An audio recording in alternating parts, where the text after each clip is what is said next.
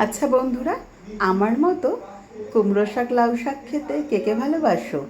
আমি কিন্তু খেতে খুব ভালোবাসি। আর এখানে দেখো, আমি প্যাকেট থেকে কুমড়ো শাক বার করলাম। আমার পাশের বাড়ির বৌদির বাড়িতে হয়েছে এই কুমড়ো শাকগুলো। আর আমি কুমড়ো শাক ভালো খাই বলে তাই জন্য দেখো এরকম সুন্দর সুন্দর ডগা কেটে আমাকে দিয়ে গেছে।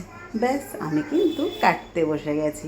সুন্দর সুন্দর একদম তাজা কুমড়ো শাকের ডগা পেয়ে খুব মজা আজকে আমার। আর কী দিয়ে রান্না করব জানো? আজকে করব কিন্তু এটা আমি মটর ডালের বড়া দিয়ে।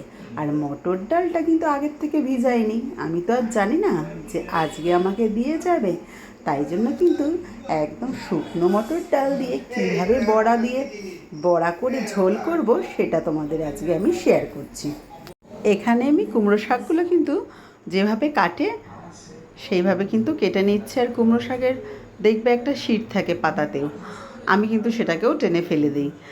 আর কুমড়ো শাকের যে সরু ডাঁটিগুলো সেগুলোও কিন্তু বেশ সুন্দর খোসা ছাড়িয়ে নিই।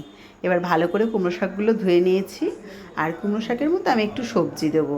সবজি বলতে এখানে আলু দেবো, একটু বেগুন দেবো, একদম কচি কচি পটল দেবো, একটু অর্ধেক টমেটো রেখেছি, দুটো লঙ্কা রেখেছি। এগুলো দিয়েই কিন্তু আজকে কুমড়ো শাক করব। আর এদিকে দেখো আমি কিভাবে মটর ডালের বড়াটা করছি।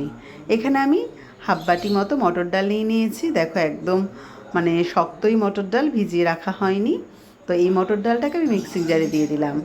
দিয়ে এবার এটাকে কিন্তু এরকম ছাতুর মতো পেস্ট করে নিলাম, শুকনো। এবার এটা আমি একটা বাটিতে, দেখো একটু দরদর রেখেছি কিন্তু, এবার এটা একটা বাটিতে আমি ঢাললাম। ঢেলে এখানে স্বাদ মতো লবণ, একটু হলুদ, আর দিয়ে দেবো একটা লঙ্কা কুচি দিয়ে এবার আমি এখানে অল্প অল্প জল দিয়ে এটাকে কিন্তু শক্ত শক্ত করেই মাখবো। তারপরে যদি জল লাগে আর একটু দিয়ে বেশ কিন্তু 10 মিনিট মতো একটু রেস্টে রাখবো। তাহলে ভিজে কিন্তু বেশ নরম হয়ে যাবে ডালগুলো। দেখতেই পাচ্ছ এরকম শুকনো শুকনো করে কিন্তু আমি এখানে ডালটাকে মেখেছি। আর এখন একদম দেখে মনে হচ্ছে না একদম ডাল বাটার মতো। এবার দেখো কড়াইতে আমি তেল দিয়ে দিয়েছি। আর এগুলো বড়ার আকারে ভেজে নেব, যে যেরকম শেপে করতে পারো। আমি এখানে দেখো এইভাবে ছোট ছোট করে কিন্তু বড়াগুলো ভেজে নিয়েছি। আর এই বড়াগুলো কিন্তু গরম গরম ভাতে খেতে দারুণ লাগে, খুব টেস্টি হয় এই বড়াগুলো। এবার ওই তেলের মধ্যেই আমি পটল আর বেগুনটাকে ভেজে নেব। আগে আমি পটলটাকে দিয়েছি, পটলটা একটু ভাজা ভাজা হলে তারপরে বেগুনটা দিয়ে দিয়েছি। এবার বেগুন আর পটল ভাজাটা আমি কিন্তু তুলে নেব। নিয়ে ওই কড়াইতে যেটুক তেল থাকবে তার মধ্যেই আমি দিয়ে দেবো একটু পাঁচফোড়ন।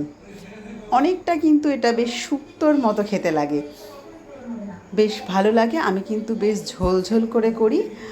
আর বলতে পারো মানে একটা সবজি দিয়ে ভাত খাওয়া হয়ে যাবে, এরকমই একটা টেস্টি কিন্তু রেসিপি এটা। একবার ট্রাই করবে বন্ধুরা, সবাই দেখবে বাড়িতে ভীষণ ভালোবাসবে এই রেসিপিটা খেয়ে। আদাগুলো একটু ভাজা ভাজা হয়ে গেলে আমি কেটে রাখা আলুর টুকরোগুলো দিয়ে দেবো। আলুগুলো একটু ভাজা ভাজা হয়ে গেলেই এর মধ্যে দুটো যে লঙ্কা চিড়ে রেখেছি আর অর্ধেক টমেটো রেখেছি, ওগুলো দিয়ে বেশ কিছুক্ষণ একটু নাড়াচাড়া করব। মানে একটু ভাজা ভাজা হয়ে গেলেই হয়ে যাবে।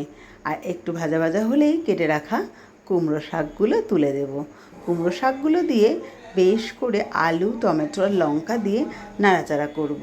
একটুখানি কুমড়ো শাকের পাতাগুলো হালকা নেতিয়ে এলে তারপরে এর মধ্যে দিয়ে দেব স্বাদ মতো লবণ, পরিমাণ মতো হলুদ দিয়ে আবার কিছুক্ষণ একটু নাড়াচাড়া করে নেব। কিছুক্ষণ নাড়াচাড়া করার পর দিয়ে দেবো এর মধ্যে পরিমাণ মতো জল। আমি যেহেতু একটু ঝোল ঝোল করেছিলাম তার জন্য কিন্তু আমি 2 গ্লাস জল এখানে ব্যবহার করেছি। তোমরা যদি শুকনো খাও তাহলে কিন্তু 2 গ্লাস জল ব্যবহার করা লাগবে না।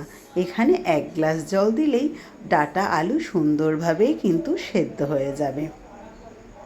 আর আমার মতো ঝোল ঝোল খেতে চাইলে তবে কিন্তু 2 গ্লাসই জল লাগবে। এবার আমি এদিকে শিলপাটায় একটা মশলা রেডি করব।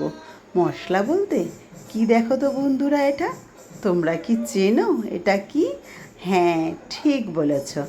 এখানে এটা হলো সাদা তিল। আমি এখানে 2 চামচ সাদা তিল দিয়েছি। আর শিলপাটাতে এই সাদা তিলটা দরদরা করে বেটে নিয়েছি। খুব বেশি কিন্তু আমি এখানে এগুলোকে একদম মিহি করে বাটবো না। তিল খুব মিহি করে বাটলে একটা লদলদে ভাব হয়ে যায়। সেই লদলদে ভাবটা যাতে না হয় সেরকমভাবে দরদরা করে আমি তিলটাকে এখানে বেটে নেব। আর এদিকে আমার বেশ কিন্তু ফুটে উঠেছে তরকারিটা। ফুটে উঠলেই বাটা তিলটা দিয়ে দেব।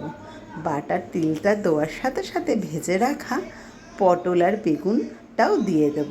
দিয়ে বেশ করে কিন্তু এখানে আমি নাড়াচাড়া করব। আর এটার রেসিপিটা হলো নিরামিষ রেসিপি, তার জন্য কিন্তু এই রেসিপিতে একটু চিনিও আমি দেব। এবার ওপর থেকে বড়াগুলোও কিন্তু একসাথে দিয়ে দিলাম, কারণ বড়াগুলোও একটু সিদ্ধ হওয়ার দরকার, একটু বেশ নরম হবে তার জন্য। আর আমি কিন্তু পুরো বড়াগুলো সব দিইনি, আমি এখানে কিছুটা বড়া রেখে দিয়েছি। যখন আমার তরকারিটা পুরো হয়ে যাবে তখন 2-4টে বড়া আমি হাতের সাহায্যে ভেঙে দেব বলে রেখে দিয়েছি। তাহলে বড়াগুলো বেশ ভেঙে দিলে একটু গামাখাটা ভালো হবে, তার জন্য কিন্তু বড়াটা রেখে দিয়েছিলাম যে ভেঙে দিয়ে দেবো প্রত্যেকে। আমার ঠাকুমা কিন্তু কোনো কিছু বড়ার ঝোল করলে এরকমই করতো, গামাখাটা হওয়ার জন্য কটা বড়া রেখে দিত, লাস্টে একটুখানি ভেঙে দিত। আর দেখো কত সুন্দর দেখতে হয়েছে রেসিপিটা। ভালো লাগলে অতি অবশ্যই লাইক কমেন্ট করো বন্ধুরা, আর একবার ট্রাই করো। চলো বন্ধুরা, টাটা, আবার দেখা হবে।